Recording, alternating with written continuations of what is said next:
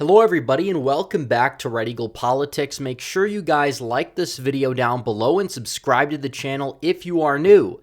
So, we did a video on the Montana Senate race several weeks ago, and that is going to be one of those two Senate races, plus West Virginia, that if Republicans win, it will likely guarantee Republicans control of the United States Senate. Now, the other race that they're going to have to add, let's say they don't get Montana, I think they likely get all three of these, but the other race in the big three that we haven't really fully touched base on in a video yet is the state of Ohio, the Senate race there. You have incumbent three-term Senator Sherrod Brown. He's running for re-election, and he's gotten by partially by luck. You look at 2006, he rode the wave in 2006, he rode the wave in 2018 by a much narrower margin than a lot of people expected against a person who did not exactly run very much of a campaign at all. And now we're sitting here approximately 15 months away from Election Day, and we have a very good chance at taking Sherrod Brown down once again. This guy, he LARPs as this working class moderate. All he really is a rubber stamp for Joe Biden and Biden's agenda. And it kind of proves that voters typically have been voting more based on vibes than anything else. However, with polarization kicking in, with Ohio becoming a redder and redder state by the day, it seems as if Sherrod Brown's days very well may be numbered, which we'll have to talk about that in this video. Can he be taken down? Who's he going to be taken down by? We'll get to all of that and more, but first I have to tell you guys about our very good friends over at Noble Gold. The US dollar has lost 85% of its value since the 70s when the dollar decoupled from gold, and the government seems hell-bent on continuing that. From now until after the next election, the government can print as much money as they want. The last time they did that, inflation went up by 9%. Gold is the one asset that's proven to withstand inflation. Invest in gold with Noble Gold Investments. You'll also get a 24-karat, quarter-ounce gold standard coin for free. Go to noblegoldinvestments.com now, noblegoldinvestments.com, or call 1-877-646-5347.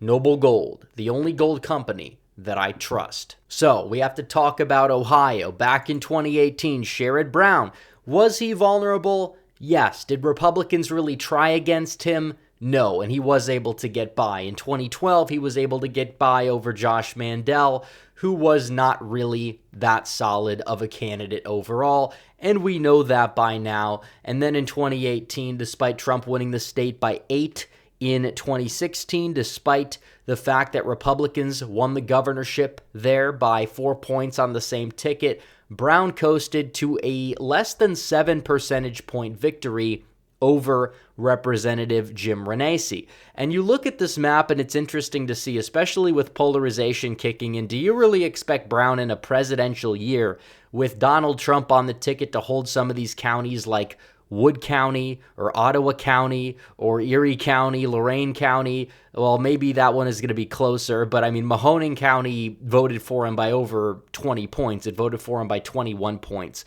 And that county voted for Donald Trump in 2020. It flipped from 2016, actually.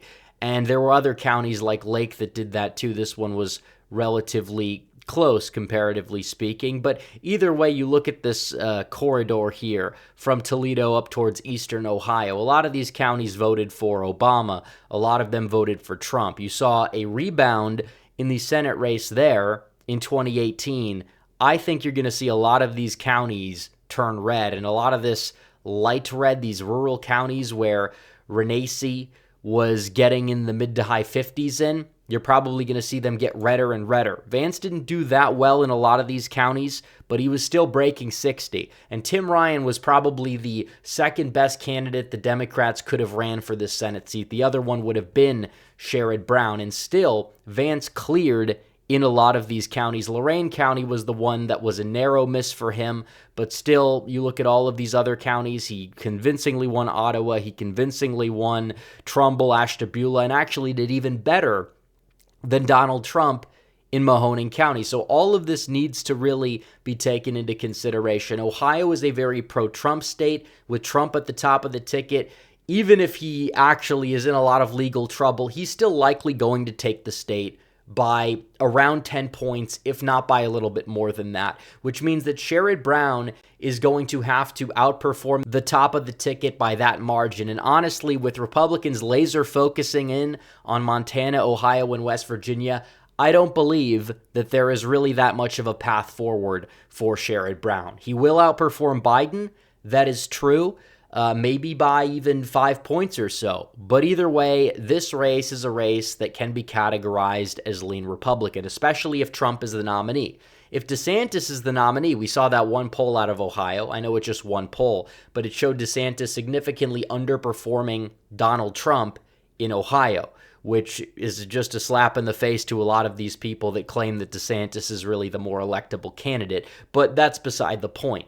The bottom line is, if Trump's the nominee, he'll have those down ballot effects, because what he does is he inspires a lot of those low propensity white working class voters to turn out, and we didn't see that in much of the rural areas in Ohio in 2022 in some places, even though rurals there did turn out better than in places like Michigan, Wisconsin, etc. But still, they could have really ran up the score in some places. I think Vance having that divisive primary was part of the reason why that may have not fully transpired. But either way, it doesn't matter. The bottom line is Trump brings out a lot of voters that usually don't vote. And when they do vote, a lot of them will vote Republican down ballot. And fundraising, while it was a problem in 2022 in many places, it matters a lot less during a presidential year.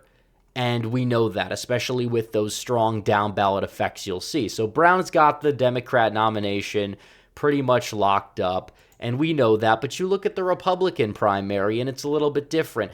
Now, you have candidates that have declined. You have candidates that they list as potential. Jim Jordan's not likely going to run. Dave Yost is also not likely going to run. They really haven't publicly expressed any interest to. And while they were floated as candidates who potentially would, and are still floated as candidates who potentially could, they're likely not going to run. That sets up this race to be a three-way race, which again is not something we want. We don't want one of these divisive primaries that, tear up the Republican base in the state. Now, it matters a lot less during a presidential year.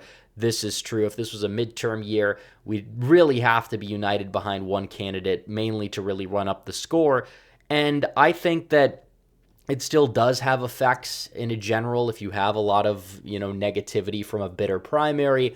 But either way, I don't think we're going to see too much of that at the end of the day when it comes to taking on Sherrod Brown and defeating him in the general election. So you have Matt Dolan. Matt Dolan is somebody who is objectively your stereotypical rhino candidate. Then you have Frank LaRose, the current Secretary of State, does well electorally, does have some establishmentarian tendencies.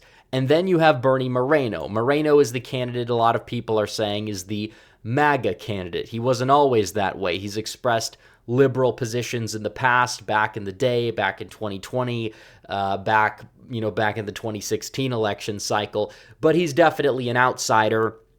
Just like Vance, like I say, I'm more willing to forgive outsiders than political insiders that rapidly change their political beliefs. He's a businessman.